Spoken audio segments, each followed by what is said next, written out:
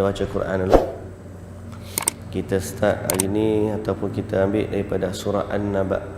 Kita berhabis juzuk 30 dan kemudian baru kita masuk pada juzuk daripada awal lah, insya-Allah.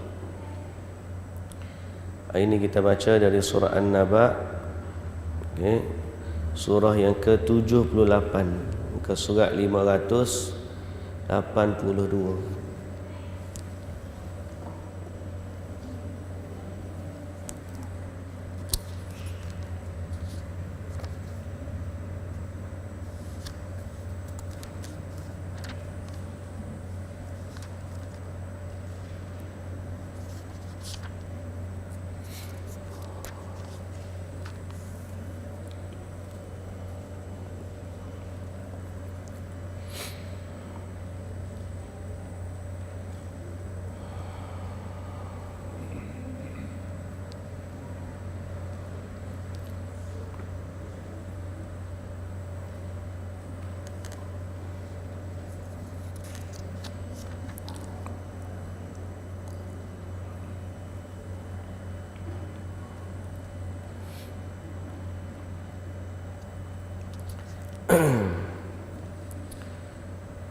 أعوذ بالله من الشيطان الرجيم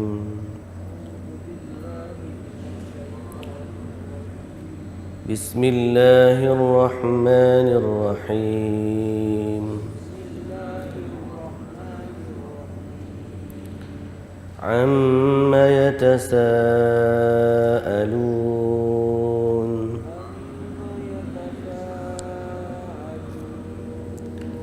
عن النبأ العظيم الذي هم فيه مختلفون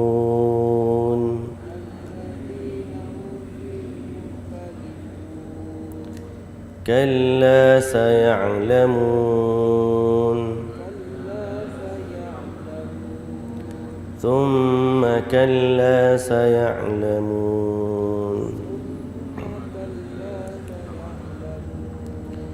ألم نجعل الأرض مهادا والجبال أوتادا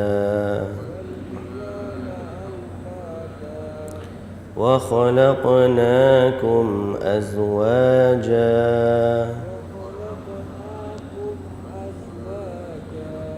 وجعلنا نومكم سباتا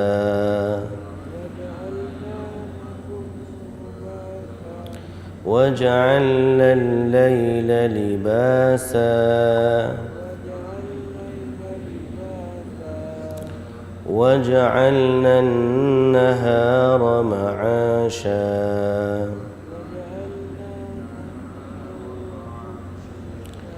وبنينا فوقكم سبعا شدادا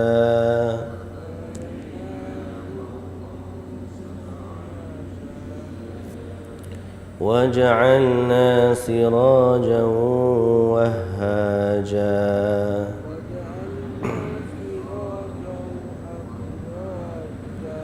وأنزلنا من المعصرات ماء ثجاجا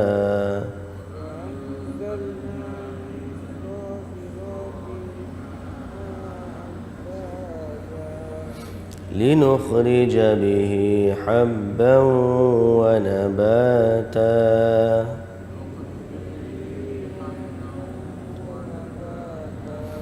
وجنات ألفافا.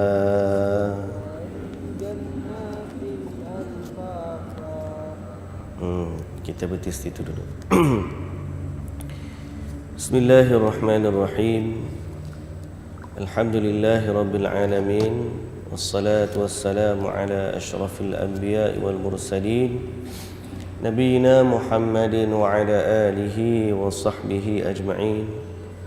Rabbi syrah li sadri wa yassir li amri wahlul 'uqdatan من لساني يفقه قولي أما بعد. Sekali lagi puji dan syukur bagi Allah Subhanahu wa taala, Tuhan sekalian alam. Selawat serta salam atas Nabi junjungan kita Nabi Muhammad sallallahu alaihi wasallam, juga atas ahli keluarga baginda, para sahabatnya, para pengikutnya yang setia sehinggalah ke hari kiamat. Alhamdulillah, alhamdulillah, alhamdulillah. Syukur pada Allah Subhanahu wa taala kerana pagi ini kita sekali lagi diberi peluang oleh Allah Subhanahu wa taala untuk menyambung kelas kita, yang mana padanya kita harapkan pahala dari Allah, padanya kita harapkan kefahaman dalam beragama, padanya kita harapkan kita diberi petunjuk dan taufik oleh Allah Subhanahu wa taala tentang bagaimana cara nak mendekatkan diri kepada Allah. Padanya kita harapkan Allah Subhanahu wa taala meneguhkan keimanan kita kepadanya, mencampurkan dalam hati kita rasa takut kepadanya, dan menambahkan dalam hati kita rasa harap kepada rahmat dan kasih sayangnya. Mudah-mudahan Allah tetap terus melimpahkan rahmatnya kepada kita untuk berada dalam majlis ilmu dan untuk memberikan kepada kita kekuatan istiqamah, sama ada pada yang mengajar atau yang hadir mendengar atau yang mengikuti secara online di alam maya. Mudah-mudahan Allah memberkati kita semua. Kita masih lagi berada pada hari-hari terbaik dalam setahun yang kita dah bicarakan sebelum daripada ini, iaitu pada hari-hari awal bulan Zulhijjah. Dan hari ini adalah 4 Zulhijjah. 4 Zulhijjah. Hari-hari yang berbilang sahaja. Sekejap saja habis milad, kemudian raya 10, capur 3 hari tasyrik, habislah. Tidak akan datang hari-hari sepertinya dalam setahun, melainkan inilah kesempatan yang sangat berharga dan waktu-waktu keemasan yang Allah anugerahkan kepada hamba-hambanya. Inilah waktu-waktu yang Allah pilih menjadi sebahagian daripada syiar, tanda-tanda kebesaran Allah. Allah ni agung, Allah ni maha besar. Allahu Akbar, Allahu Akbar, Allahu Akbar. La ilaha illallah, Allahu Akbar, Allahu Akbar, walillahil hamd. Kita digalakkan pada saat-saat ini untuk mengagungkan Allah Subhanahu wa taala, kerana sememangnya Allah adalah Tuhan yang maha besar, maha agung, dan tidak ada Tuhan yang berhak disembah melainkan Allah. Baginya lah segala kerajaan, baginya lah segala kekuasaan, baginya lah segala puji-pujian. Tidak ada yang berhak kepada semua itu melainkan Allah, dan segala puji bagi Allah. Allah selaku Tuhan yang maha agung ni, Dia telah memilih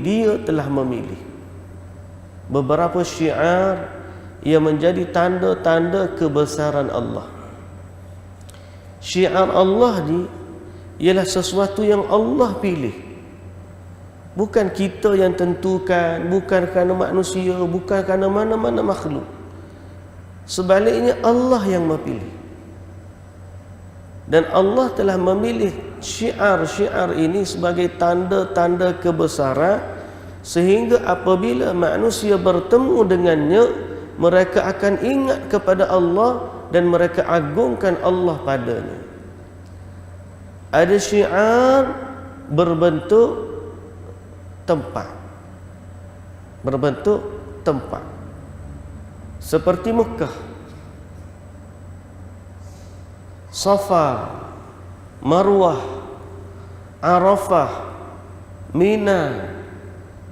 Ni Allah Ta'ala kata, inna safa wal marwata min sya'airillah.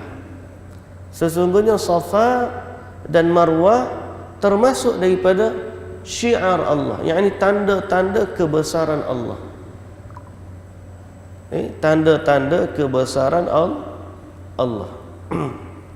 Jadi apabila sampai ke tempat-tempat ini, manusia agungkan Allah dari segi atau dari sudut yang lebih daripada tempat-tempat lain. Bila sampai ke Mekah, kita berkata Allahu Akbar, Allahu Akbar. Setiap kali tawaf kita kata Bismillah, Allahu Akbar. Naik bukit Safa kita kata Bismillah, Allahu Akbar. Naik Marwah kita kata Bismillah, Allahu Akbar. Naik nak pergi melontar jamrah kita kata Bismillah, Allahu Akbar. Pasal apa? Pada tempat-tempat itu Allah suka diagungkan dia. Allah juga telah memilih daripada objek-objek yang menjadi tanda kebesaran Allah, seperti Kaabah itu sendiri. Kita tawaf padanya, kita menghadap dalam salat ke arahnya, sehingga apabila manusia tengok Kaabah, dia rasa kebesaran Allah Azza wa Jalla. Allah pilih makam Ibrahim sebagai tempat salat. Dan apa saja yang menjadi pilihan Allah, itulah. Kita tak boleh nak letak benda yang Allah Ta'ala tak pilih. Jangan tiba-tiba kita kata, aku ada tempat, dekat aku ada satu lagi Kaabah, sama je dengan Kaabah Mekah. Tak boleh. Sebab itu pilihan Allah, ni mau buat tiruan, tak sama. Dan Allah juga telah memilih masjid-masjid sebagai tempat yang diberkati oleh Allah Subhanahu wa taala, fi buyutin adzina Allahu an turfa'a wa yudhkara fiha ismuhu wa yusabbihu lahu bil ghuduwi wal asal. Allah pilih masjid tempat dia dipuji, disembah, diibadahi. Wa annal masajida lillah, kata Allah, masjid-masjid itu milik Allah. Fala tad'u ma'allahi ahada. Maka jangan kamu seru bersama Allah selain daripada Allah. Sebab tu Nabi larang kita berjual beli dalam masjid. Nabi larang berjual beli dalam masjid. Pasal apa? Kerana masjid ini sebahagian daripada tempat ataupun benda yang Allah Azza wa Jalla pilih menjadi tanda-tanda kebesarannya. Allah juga telah memilih daripada masa, sudut masa, daripada sudut masa sebagai syiar dia. Dan masa kita dah sebut sebelum daripada ni, termasuklah dia 10 awal Zulhijjah. Cumanya manusia ni kadang-kadang dari sudut masa ni dia letak tarikh-tarikh dalam hidup dia, tarikh-tarikh keramat, tarikh-tarikh penting dalam hidup dia, apa yang tidak dipilih oleh Allah pun dijadikan tarikh-tarikh tersebut sebagai tarikh-tarikh kebesaran dalam hidup dia. Bila mari waktu birthday dia, dia seronok waktu birthday dia. Dia telah pilih pada dia tarikh lahir sebagai hari kebesaran untuk dia. Dia pilih hari anniversary dia, tarikh dia lahir, tarikh dia kahwin, sampai dia tarikh anniversary, dia seronok. Betul, tarikh tu penting. Tapi apakah dia hari-hari kebesaran sehingga kita kena kenal, kita kena ingat, kita kena sambut pada setiap tahun? Lama-lama kita dah tambut 1 tahun, 2 tahun, 3 tahun, 4 tahun, 5 tahun. Akhir sekali dia jadi satu benda yang bila sampai waktu tu tiap-tiap tahun akan timbul rasa kebesaran dalam diri kita terhadap tarikh tersebut. Padahal ada lagi tarikh-tarikh yang lebih penting daripada tu, yang bukan kita pilih semata-mata, sebaliknya dia adalah pilihan Allah untuk sekalian alam. Maka sewajarnya tarikh-tarikh sebegini diagungkan, kerana dia adalah tarikh yang dipilih oleh Allah sebagai hari-hari kebesaran. Termasuklah 10 awal Zulhijjah. Tapi begitulah, kita sendiri pun rasanya belum cukup membesarkan hari-hari yang sedang berlalu dalam diri kita. Belum cukup membesarkan. Siapa yang puasa hari ini, alhamdulillah, mungkin termasuk daripada tanda dia membesarkan hari ini. Siapa yang bertakbir, alhamdulillah. Siapa yang bersedekah, alhamdulillah. Kalau dia nak bagi jamu orang makan, alhamdulillah. Buatlah apa saja dari sudut ibadat sebagai tanda dia membesarkan hari ini dan membesarkan hari-hari kebesaran yang Allah pilih sebagai syiar Allah. Tidak boleh dilakukan melainkan dengan cara memakmurkan dia dengan amal ibadah yang mendatangkan redha Allah. So kita buatlah ibadat. Kita buatlah ibadat, dan dalam soal ibadat ni sekali lagi kita pesan juga mesti dengan cara yang ditunjukkan oleh Nabi kita Muhammad sallallahu alaihi wasallam. Ibarat kata macam ni lah tuan-tuan. Ibarat kata lah ni. Bukan ibarat pun sebenarnya, realiti. Dalam mengagungkan syiar Allah yang merupakan tempat ataupun objek. Okey? Tuan-tuan tahu, kalau kita pergi ke Mekah, banyak sangat sama ada tempat ataupun objek yang menjadi syiar Allah. Cuba kita fikir sekejap.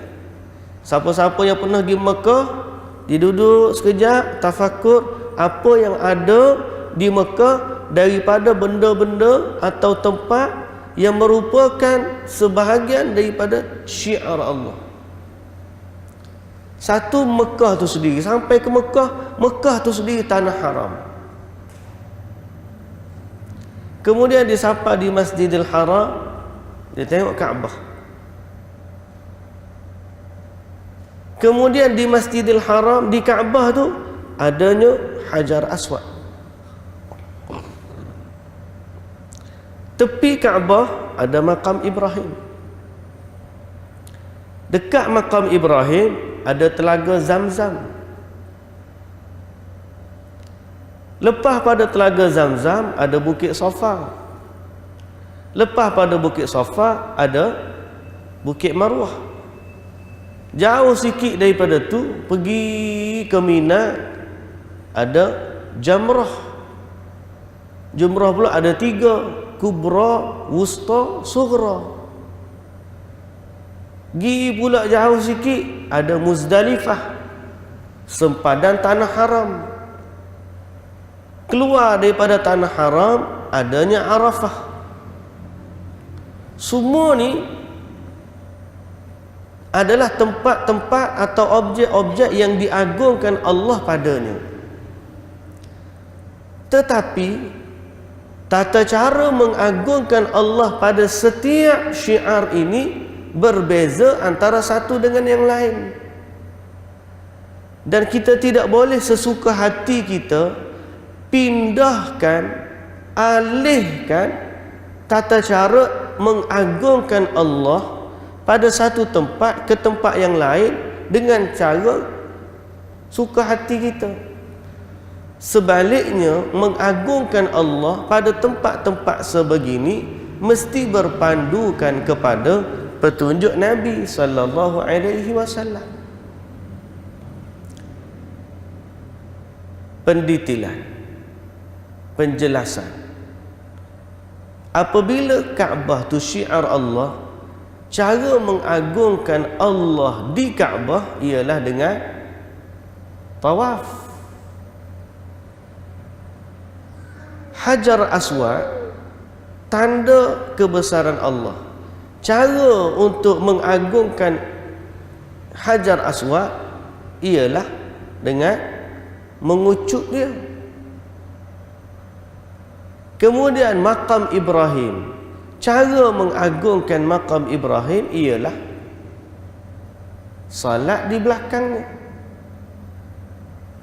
Okey?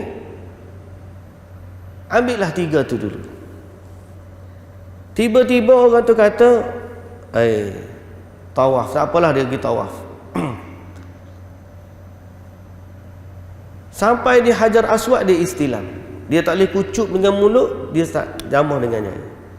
Tiba-tiba dia pergi makam Ibrahim, tempat yang Nabi suruh solat di belakangnya, dia pergi kucuk. Dia kucuk, dia gosok. Betul ke cara mengagungkan makam Ibrahim dengan kucuk dan gosok? Tak betul. Sebab apa tak betul? Sebab Allah yang kata dalam Quran, wattakhidhu min maqami Ibrahim musalla. Jadikanlah makam Ibrahim itu sebagai tempat salat. Jadi setelah kita tawaf, setelah kita istilam Hajar Aswad sampai 7 pusingan, kemudian kita pun pergi ke makam Ibrahim, jauh pun tak apa, kita salat padanya. Maka itulah cara mengagungkan Hajar Aswad, dengan istilah, dengan tawaf pada Kaabah, dengan salat di makam Ibrahim. Tapi sebahagian orang pergi ambil kopiah ni, pergi gosok. Itukah cara yang diajar oleh baginda Nabi sallallahu alaihi wasallam? Tak ada. Jadi sebab itulah kita dalam amal ibadat memang betul kita nak agungkan Allah. Semua orang apabila sebut tentang amal ibadah, dia kata dia berkehendak untuk mengagungkan Allah. Tapi yang lebih utama ataupun yang tidak kurang juga pentingnya, selain daripada niat yang ikhlas kerana Allah, tata cara ibadah itu mesti tepat seperti mana yang diajarkan oleh baginda Nabi sallallahu alaihi wasallam. Begitu sifat dia. Jadi kita ada tajuk dia ibadat apa. Contohnya ibadat apa, dalamnya ada package. Dia mesti sama tajuk dengan package. Semalam kita ada satu daurah ziarah tentang masalah ziarah kubur. Kata di salah seorang panel, Ustaz Said Nur Azwar, dia kata apa? Ziarah kubur tu sunnah. Betul, tajuk dia ziarah kubur sunnah. Tapi package di dalamnya mesti juga ziarah kubur tu buat mengikut sunnah. Macam mana ziarah kubur mengikut sunnah? Kita pergi ke kubur, tak kira lah kubur Tok Wali ke, kubur mak ayah kita ke, kubur alim ulama ke, kubur mana-mana pun sama saja di sisi Allah Subhanahu wa taala. Apa yang kita kena buat sama, tak berbeza. Apa dia? Pertama, kita ziarah kubur ikut sunnah, bagi salam kepada ahli kubur. Yang kedua, kita mendoakan kepada ahli kubur. Itu mengikut sunnah. Kita istighfar kepada ahli kubur. Kita hidup istighfar untuk mereka. Itu ikut sunnah. Tapi kalau ada orang pergi sampai ke satu-satu kubur, ziarah kubur, tajuk dia ziarah kubur, tapi pergi sampai bawah tu, bukan dia pergi ziarah, dia minta doa kepada Allah, kepada ahli kubur, tak. Dia minta kepada ahli kubur, minta doa kepada Allah. Jadi terbalik. Jadi nama betul dah ziarah kubur, tapi konten dia tidak mengikut sunnah. Jadi sebab itu penting tuan-tuan muslimin dan muslimat yang dirahmati Allah, dalam beramal ibadah, selain kita kata kita buat kerana Allah, mesti kita mengikuti atau menepati petunjuk dari dari Rasulullah sallallahu alaihi wasallam. Itu saya bagi contoh sahaja. Banyak lagi dalam keseluruhan amal ibadah kita, mesti ibadat ni bertepatan dengan petunjuk baginda Nabi sallallahu alaihi wasallam. Muslimin dan muslimat yang dirahmati Allah sekalian. Tafsir surah An-Naba. Surah An-Naba kita baca ni biar boleh tafsir jugalah. Amma yatasaalun. Allah Taala kata tentang apakah mereka saling bertanya-tanya. Anin naba'il azim, tentang berita yang besar.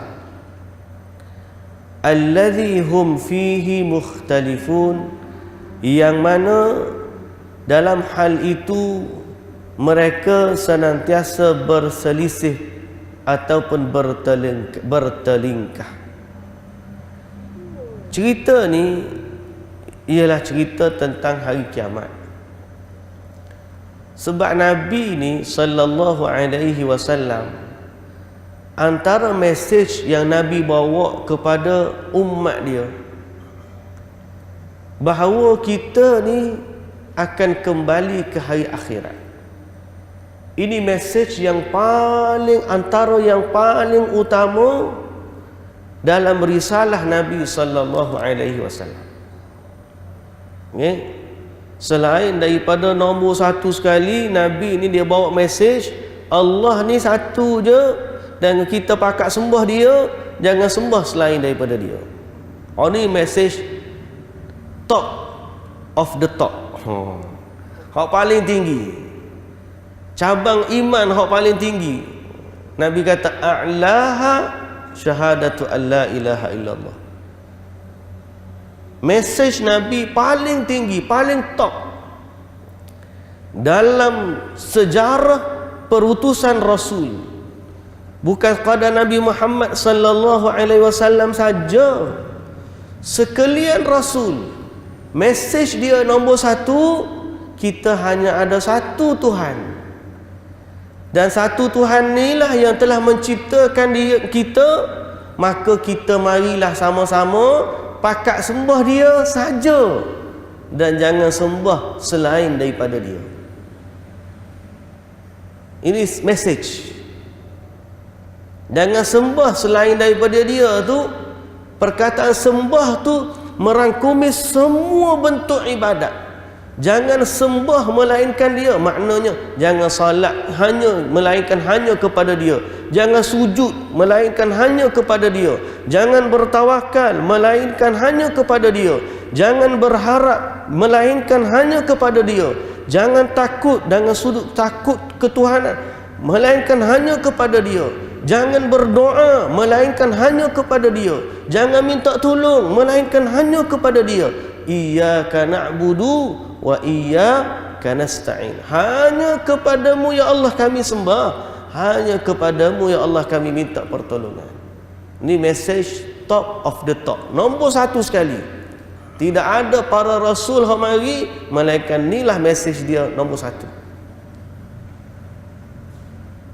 Sebab tu kita kalau ada orang ajak kepada pergi minta lately ni, akhir mutaakhir ni, ada orang mengajak hamba-hamba Allah supaya bergantung harapan kepada wali-wali Allah. Dia kata kita ni adanya wali-wali yang menjaga kita, yang mana kalau wali ni seronok sayang kat kita, kita muliakan dia, kita beroleh kebaikan. Tapi kalau kita tak jaga wali-wali ni, kita beroleh kemudaratan. Jawapan dia, kepercayaan itu menyanggahi mesej Nabi paling tinggi, nombor satu.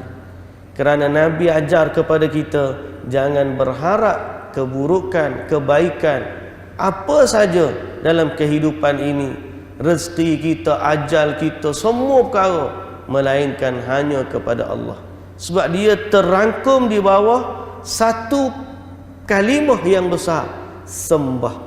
Jangan sembah melainkan Allah. Setelah daripada mesej tu Nabi bawa, Nabi juga bawa mesej yang berkaitan dengan tu. Siapa-siapa yang sembah Allah ataupun Nabi bawa juga mesej bahawa dunia yang kita sedang diami ni akan tiba waktunya dia hancur berkecai, dan kemudian kita yang dah mati semua ni akan dibangkitkan semula. Di saat itu kita kembali kepada pencipta kita, dan hari yang kita sebutkan dan kita maksudkan itu dinamakan hari kiamat. Dan mesej ni orang musyrikin dia tak percaya mana. Dia tak percaya. Dia kata apa? Betul ke kita boleh hidup balik? Aidza mitna wa kunna turaban wa idhaman a inna lamab'utsun. Dia kata, apakah bila kita dah jadi tanah, daging-daging dah hancur, tinggal tulang belulang sahaja, mati hancur berkecai ni, a inna lamab'utsun, bolehkah kita hidup semula? Mesej ni menjadi satu perkara yang mereka ingkari, dan mereka senantiasa tanya Nabi, ya ke, betul ke, ada ke? Jadi Allah Ta'ala sebut surah ni menceritakan perihal mereka, tentang mereka yang senantiasa duduk tanya Nabi, amma yatasaalun, tentang apa yang mereka sering pertanyakan, anin naba'il azim, tentang berita yang besar. Apa berita besar tu? Kiamat. Alladhi hum fihi mukhtalifun, yang senantiasa mereka ni duduk berselisih pendapat. Ya ke ada? Kau tak ada? Macam mana nak boleh ada? Ada, tak percaya. Lalu Allah Subhanahu wa taala kata, kalla saya'lamun. Allah Ta'ala kata apa? Jangan sesekali, bahkan kamu kelak akan mengetahui. Kamu kelak akan mengetahui. Yakni jangan sekali-kali kamu ragu atau mempersoalkan dia. Kamu akan tahu tentang hari tersebut. Thumma kalla saya'lamun. Kemudian sesekali jangan, kelak mereka akan mengetahui. Kalla saya'lamun, kelak mereka akan mengetahui tentang kebenaran cerita yang dibawa oleh Nabi sallallahu alaihi wasallam. Tapi sebelum daripada tu, Allah ajak semua orang yang baca Quran melihat dan menilai keagungan Allah Azza wa Jalla. Menilai keagungan Allah Azza wa Jalla, bahawa Dia yang menciptakan segala yang ada ni, Dia juga berkuasa menghancurkannya, dan Dia juga berkuasa untuk menciptakannya kembali. Kerana antara metodologi Allah membuktikan penciptaannya kali kedua adalah dengan membuktikan keagungan dan kekuasaannya mencipta buat kali yang pertama. Boleh faham tak tuan-tuan? Antara metod Allah menghujahkan kemampuan dan kekuasaannya mencipta makhluk buat kali yang kedua ialah dengan kekuasaannya mencipta buat kali pertama. Penjelasan, kita lah ni hidup di antara dua waktu penciptaan, dua dimensi penciptaan. Kita celak mata, Kejadian dah ada. Sebelum ni kejadian ni tak ada. Semua ni tak ada. Alam semesta ni tak ada. Bulan, bintang, langit, bumi, matahari. Sebelumnya tak ada. Kalau tuan-tuan bayang kita ni berada di benda hak tak ada. Tiba-tiba jadi ada. Adanya alam ni sebelum kita lahir. Bila kita lahir, ada dah. Maka itu penciptaan kali pertama. Dan Allah menceritakan kepada kita tentang penciptaan kali kedua. Berarti hak ada depan mata kita ni satu hari akan hancur. Setelah hancurnya dia, Allah Ta'ala akan ciptakannya kembali. So kita nampak dah penciptaan yang pertama, tapi kita belum nampak penciptaan yang kedua. Kita nampak manusia hidup hari ni, dan kita nampak manusia hidup tu mati. Cuma kita belum nampak lagi manusia mati tu hidup kembali. Lalu Allah Azza wa Jalla, cara dia membuktikan kekuasaannya menghidupkan manusia kembali dengan suruh manusia tengok hak dia buat kali pertama. Kalau dia mampu cipta kali pertama, maka dia juga mampu untuk mencipta kali yang kedua. Gitulah. Macam kita lah, bahasa mudah kita, buat sekali jadi dah. Kita tera buat tak jadi, buat tera buat tak jadi. Akhir sekali kita buat jadi. Oh, aku boleh dah buat. Kita pun buka, kata pasang balik. Kata beres tak dia aku buat dah, pasal-pasal. Benda hak kita dah tahu dah. Dah boleh buat, insya-Allah lebih mudah penciptaan kali kedua berbanding penciptaan kali pertama. Orang yang buat kereta daripada kosong, tak ada kereta. Kemudian kereta tu dibuka, suruh pomer pasang balik. Mana lebih susah? Pomer nak pasang balik ke orang yang nak buat kereta mula-mula? Pomer je pasang je. Hak lagi susah nak buat kereta mula-mula tu, pecah kepala engineer buat.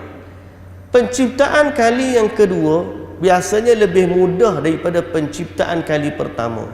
Jadi metodologi Allah Azza wa Jalla, dia nak suruh manusia yakin bahawa dia berkuasa mencipta kali kedua, supaya dengan manusia tengok kekuasaan Allah mencipta kali pertama. Sebab tu Allah ajak kita, sebelum dia jawab tentang kiamat, dia suruh kita tengok dulu kejadian yang ada lah ni. Alam naj'alil arda mihada, bukankah kami jadikan bumi sebagai hamparan? Wal jibala autada, gunung tu sebagai pasak-pasak. Wa khalaqnakum azwaja, kami ciptakan pula kamu ni berpasang-pasangan.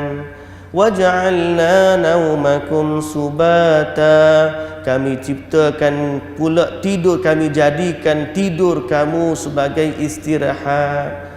Wa ja'alna al-laila libasa, kami jadikan malam itu sebagai pakaian. Wa ja'alna an-nahara ma'asha, kami jadikan siang sebagai tempat cari rezeki.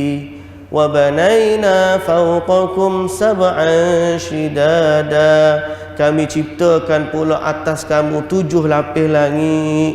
Wa ja'alna sirajan wahhaja, kami jadikan pula di langit itu adanya pelita yang terang benderang, yakni matahari. Wa anzalna minal mu'sirati ma'an thajjaja, kami turunkan pula daripada langit itu air hujan yang mencurah-curah. Linukhrija bihi habban wa nabata, tiba di bumi, maka dengan air yang kami turunkan itu kami ciptakan pula tumbuh-tumbuhan yang tumbuh, biji-bijian dan juga tumbuh-tumbuhan. Semua ni kekuasaan ciptaan Allah Subhanahu wa taala. Dia suruh kita tengok sebelum dia jawab tentang apa yang orang perselisihkan tentang hari kiamat. InsyaAllah jawapan tu kita sambung esok hari. InsyaAllah kita sambung esok hari dari ayat inna yaumal fasli. Allah mula jawab tentang hari perbicaraan, hari kebangkitan, hari yang menjadi mesej utama Nabi sallallahu alaihi wasallam. Muslimin dan muslimat yang dirahmati Allah, wallahu taala alam. Subhanakallahumma wa bihamdika asyhadu an la ilaha illa anta astaghfiruka wa atubu ilaik. أقول قولي هذا وأستغفر الله العظيم لي ولكم. والسلام عليكم ورحمة الله وبركاته.